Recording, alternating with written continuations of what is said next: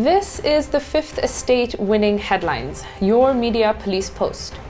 In this segment, we summarize some of the headlines that you might have missed this morning, but we also take a look at the political pieces that we call cartoons in this country. Today is the 10th of November 2020 and I am 2J. I'm JM. And I am GK. In case you missed the headlines, here they are. In the Daily Nation, Raila yields to RUTO BBI demands. In the Standard, race to save BBI. And in the Star, Raila makes U-turn on BBI amendments. So the common theme here is BBI. BBI. Yeah. Are these RUTO's demands really? Let's start with the Daily Nation. Yeah, we'll get to that in a minute. Yeah. But the Daily Nation is telling us that yesterday Raila met with the Frontier Counties Development Council and the Pastoralist Parliament group in order to hear some of their grievances that they have against the BBI report that they think would be detrimental to their livelihoods. Yep. And so what the Daily Nation tells us is that Raila has finally agreed to hear some of these concerns, has agreed for amendments to be allowed into the BBI report.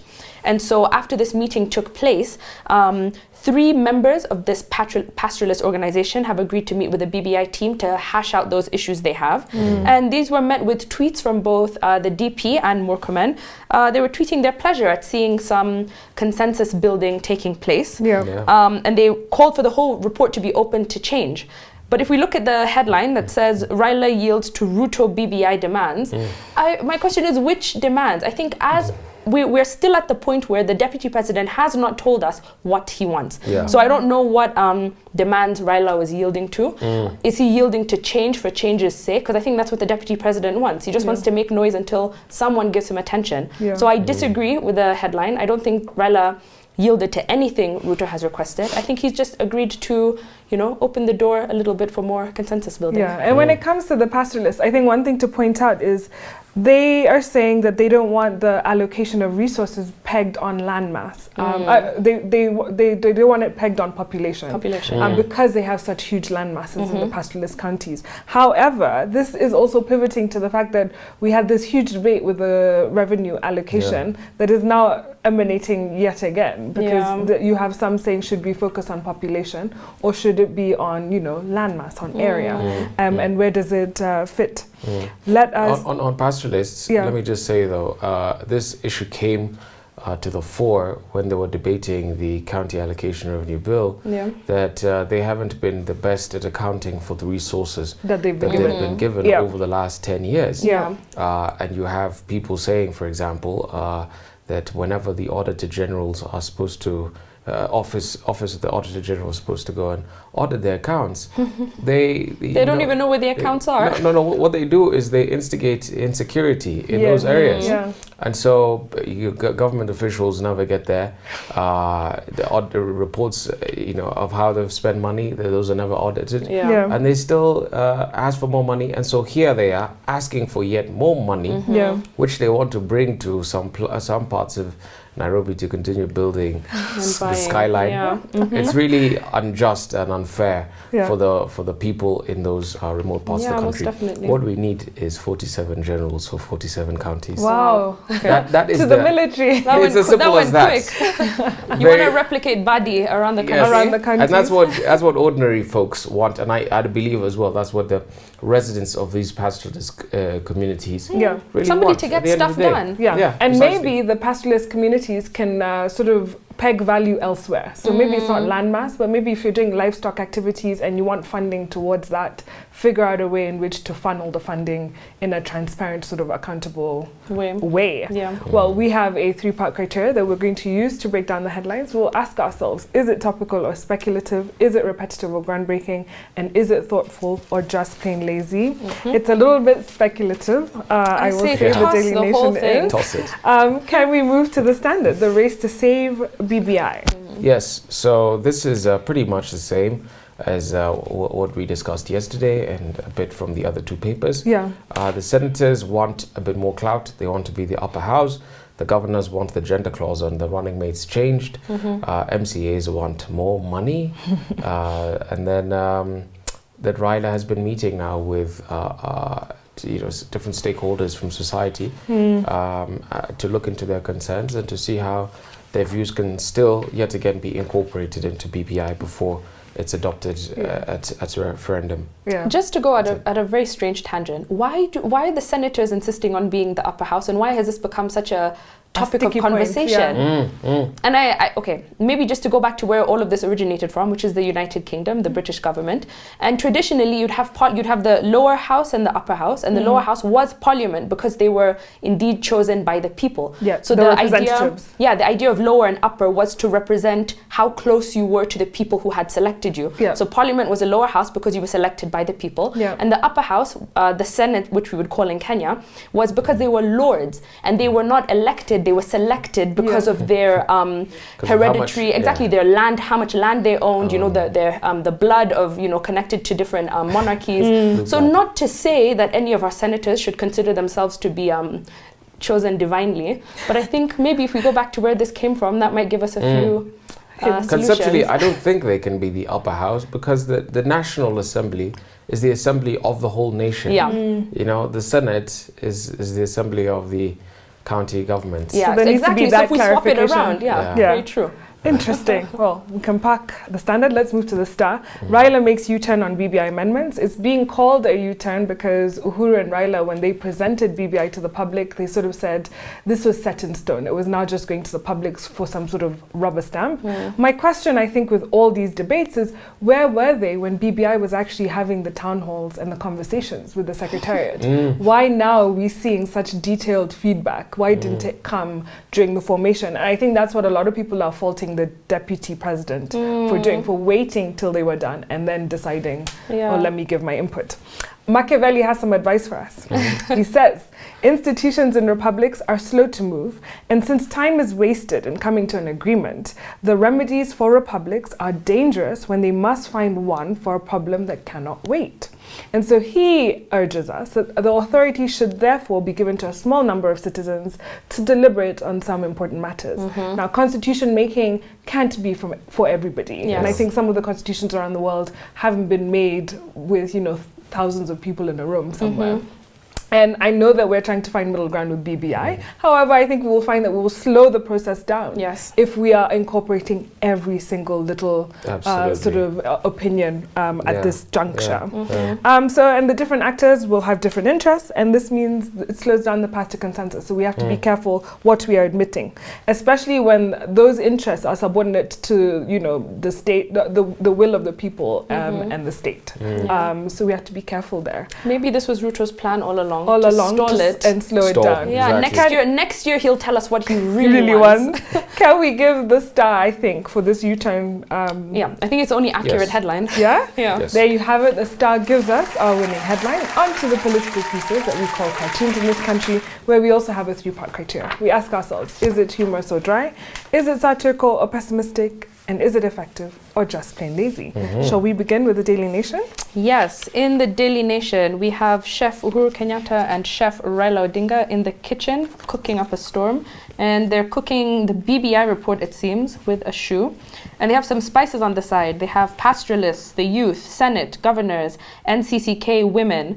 And I guess because pastoralists are of the moment, that's what Raila is shaking in. And there's a red sign there that says, kitchen staff only, no admittance. And the caption is, consensus is very spicy. Indeed, it is. It's a humorous one. It is. It's a good one. Yeah. I quite liked it. And I'd like to have thought that they've incorporated some of these elements into the BBI already. Yeah. So let's hope that we will get there eventually. And consensus is good. Yes. Yeah. But not too much consensus. Not too much, of course. Can we park that and move to the Standard? Yes. Yeah, so here we have a caricature of Donald Trump naked, wearing nothing but the US flag as a cape, standing before the Supreme Court telling the judges, I won the election and I deserve to be sworn in. Donald Trump continues to refuse to concede defeat. He insists that he was rigged out. Yeah, there's this really interesting video that I watched, a TED Talk by Van Jones, who's a former White House advisor, but now he's on CNN. And he did this video about what happens if a a candidate refuses to concede. And he says that while conceding is just a formal, it's just a polite formality. It's actually become a norm. It's not necessary. It's not in the Constitution. He says that by not conceding, you're actually telling your voter base, continue to fight, continue going to the streets. When you do concede, it's a way of telling your voter base, you know, continue with mass action. When you do concede, you tell them, go home, everything is fine. I'm accepting what the election has said. So we'll see what happens. And the Supreme Court is in his pocket anyway. So, All right. In the Star, we have another Trump cartoon. So you have a caricature of Trump swearing in on a Bible. Being held by a member of the KKK. And it looks like it's in the dark. And the person who is illuminating this act is none other than a caricature of Mwai Kibaki, our former president. And he's holding the old school lantern. And he says, your only option is to swear yourself in after 6 p.m. You should have brought an African consultant to help him during this period navigate this But come January 20th, you know, is it at noon? It'll switch, whether there's no symbolic trade of power or whatever. And you know, he actually swore in one of the chief justices for the Supreme Court, at night. He did a night swearing-in ceremony just before the election. Just like we said yesterday, there are many lessons to be learned from Africa. Absolutely. So can we give the Star a winning cartoon? Yes, I would agree. There you have it. The Star gives us our winning cartoon. And now for our final thought. But before we get there, please remember to subscribe to our YouTube channel. And now our final thought. This week is inspired by the Big Four. So this week we want to decompose all 4 elements of the Big Four just to give us a better understanding of where we're going and what we're going to do. So today we begin with universal healthcare, and this is in the context that it was launched officially by the president, I think 2 weeks ago in Mombasa, when he launched the biometric health system. So the book we'll look at today is called The Healing of America, a global quest for better, cheaper, and fairer healthcare.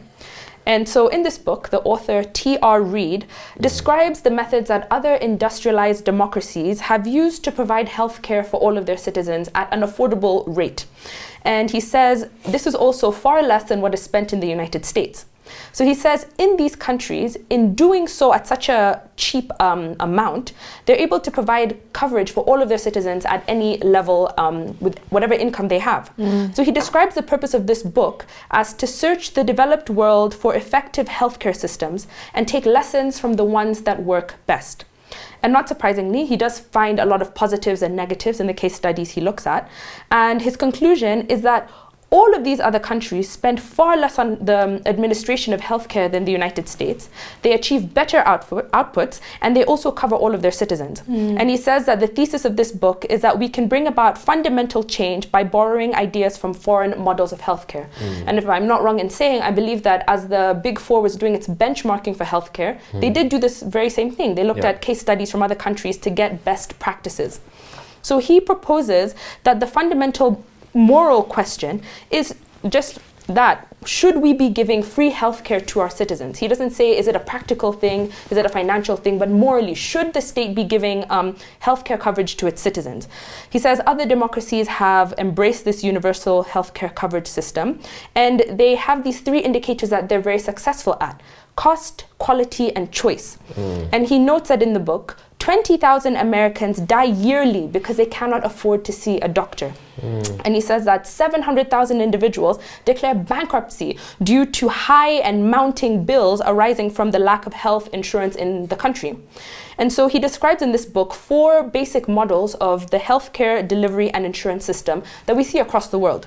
So the first one is the beverage model, which we see in the United Kingdom, Italy, Spain, and Cuba. And this is named after a man called William Beveridge. He's a social reformer who actually designed Britain's National Health Service, the NHS. And so in this system, healthcare is provided and funded by the government through tax payments, just like how the police force or public library is funded. But he says not all hospitals and clinics are owned by the government, and some doctors are government employees and others are private. But he says that you will never get a doctor's bill in the UK ever, because everything is funded directly from the government. And then because of this, the government is able to control what doctors can and cannot do. So you don't get crazy bills that you can't explain. An ambulance cost of like $500. Then you have the Bismarck model, which you see in Germany, France, Switzerland, and Japan. And this is named after the Prussian Chancellor, Otto von Bismarck, who invented the welfare state as part of the unification of Germany in the 19th century. And so this uses an insurance system that is jointly financed by employers and employees. We can liken this to our NHIF system. And then you have, thirdly, the National Health Insurance model, which you have in Canada and Taiwan. And this is a combination of the first two, the Beveridge and the Bismarck. So because of this, you have no financial motivation to deny claims for people. It's a non-for-profit system. So it's cheaper and simpler to take care of. And then finally, I guess you have the worst of them all, the out-of-pocket system, where the rich have access to medical care and the poor just either die or continue being sick because they have to pay out-of-pocket for their healthcare system. So I think looking at these four basic models, which are quite different but similar in different ways, I think we can see how Kenya did ultimately pick the best model that would be applicable for this country and give people the best value for money. Absolutely, I'll talk a little bit about the American healthcare system and how the extent to which it's inequitable for its people, but also talk about its history. So we're told in the book that it came from humble beginnings, and now it's at a space of extraordinary profits. And so in the grand scheme of things, the author tells us the American healthcare industry isn't very old. It emerged only around the year 1900 with the introduction of the very first health insurance policies, which were designed to compensate workers for income lost during illness. The earliest US insurance companies were non-profits that aimed to help hospitals get paid while also helping patients save money. Very noble there. And for a long time, two companies dominated the health insurance industry, Blue Cross and Blue Shield. They were the only major health insurance companies, but in the year 1950, going onward, a decade during which the number of Americans began buying health insurance, the number of people covered now went up to almost 60% of America. And it became clear then to profiteers that the insurance industry was big business. And soon thereafter, the not-for-profit companies obviously turned and they became for-profit. And then since that time, health insurance has remained an extremely profitable business to the detriment of ordinary Americans. And let me give perspective using a story on just how greedy the industry in the United States and exploitative it has become. And this is the story of a guy called Jeffrey Kivy. Jeffrey Kivy is a New York chemistry teacher who's been treated for something known as psoriatic arthritis since childhood. Now, people with that condition have an over-responsive immune system that attacks their skin, and without regular infusions of a drug called Remicade, their life would be almost unbearable, we're told. So Jeffrey's treatments used to cost about $19,000 every 6 weeks. That's almost 2 million shillings. Absolutely. And his insurance cover always took care of it. But then when Kivy's doctor moved to another hospital, a single infusion suddenly started costing $130,000. Wow. Can you believe it? And to Jeffrey's surprise, his insurance company still picked up the tab, no questions asked. And so the question is why? So it might seem crazy, but nowadays insurance companies are actually looking for such absurdly high bills in the United States. And here's the reason why. We're told that up until the year 1993, for example, companies such as Blue Cross, which I've just mentioned, they spent 95% or 95 cents of every dollar they earned covering medical costs. But in the years that followed, they decided to keep most of that money as profit. So instead of spending about 95% on medical costs, they would spend lower and lower amounts, and that is until the Obamacare Act came in place, and it required insurers to spend at least 80 to 85% of every dollar on every dollar that they earned on the patients. And so this requirement is what made Jeffrey's insurance company so happy to pick up that $130 $1,000 tab. And it's because since the money that they make is so much, they need to spend a lot of it in order to adhere to the rules. So it does tell you there's super profits being made, and those super profits have to be expended with in order for them to continue to comply with the law. This sounds like county budget lines, right? You have 100 million and you need to spend it in 10 weeks. What do you do? What do you do? Absolutely. Interesting. So in chapter 7 of the book, he looks at the NHS and really focuses on what some would call the most cost-effective medical system in the world. And that's why a lot of people go for benchmarking there. Interestingly, Beveridge grew up, the guy who created the system with a guy called Bevan, grew up rich and with servants, and was only inspired once he had visited the poorer suburbs to be like, everybody needs to have universal health care. Happy to be of inspiration. So the NHS opened in 1948, but from its earliest days, it has struggled and still struggles to sort of, it spends a lot. And the idea, and the thing here is that the more free it is, the more people want to use it. So they've had to come up with ways to have a system that works. Now, before I go into the NHS, actually, the universal health coverage in Kenya has been piloted in about 4 counties now, in Isiolo, Kisumu, Machakos, and Nyeri. But interestingly, in Uhuru's time, since 2013, public expenditure on health has increased from 38 billion in 2013 to 66 billion in 2018. And Kenya is pivoting more to preventative healthcare, a model that keeps a patient healthy. And that's what the NHS does. NHS is cost effective because it has about 3 elements. One, it practices a model of capitation. It means that a general practitioner or doctor will be paid a set amount of of money for the number of patients that it has. It doesn't mean that the more times a patient comes, you will be paid more. And the incentive there is economic. Yes, you'll have a good number of patients, but you'll want to keep them healthy. And they also do, they pay for performance. So the healthier the patient is and comes for their flu shots and other sort of things, the NHS actually rewards the doctor for keeping the patient healthy. So that keeps costs low. The other thing is that they have a no-fee funding mechanism. So there's no bills, there's no bureaucracy, there's no billing offices, because the government pays for everything. And so you take out the middleman, which was the insurance, and that time lag in which doctors would be paid by hospitals. And so the paperwork also lowers the price. The other thing they do is they have a gatekeeper system, which I think Kenya perhaps should adopt, which is, if I live in a certain area, I will only go and see a general practitioner or a doctor close to me. I will not rush to the main hospital. And you can only rush to the main hospital once you have been referred to by the GP in your area. The downside, though, with all this free healthcare and the NHS, is that there's a queue system. And the queue system means, in one of the studies done, 38% of patients will wait up to 4 months for an elective surgery. And so they also don't just, like in the American system where, if you want surgery for your shoulder, because they won't immediately push you to that surgery. They'll want to do the most essential thing. Now, the thing here is, a saving on one patient means that this money can go to other people. Many others. Whereas in the American system, a saving on one patient just equals more for the bottom line, for profit. For profit, precisely. And so that's the difference between the Americans and the British. I applaud the British for this, because I think a healthy nation is a productive nation. And I think that's what Uhuru Kenyatta is trying to do with universal health coverage in this country. So I'll leave it there. Pick up this book on a day where we had winning headline from the Star, winning cartoon from the Star. I want to leave you with this. The fact is, we can actually fix Kenya's healthcare system. You can look at cost, coverage, quality, and if we're willing to copy some of what the industrialized and modern countries have done, I think there's lots to learn.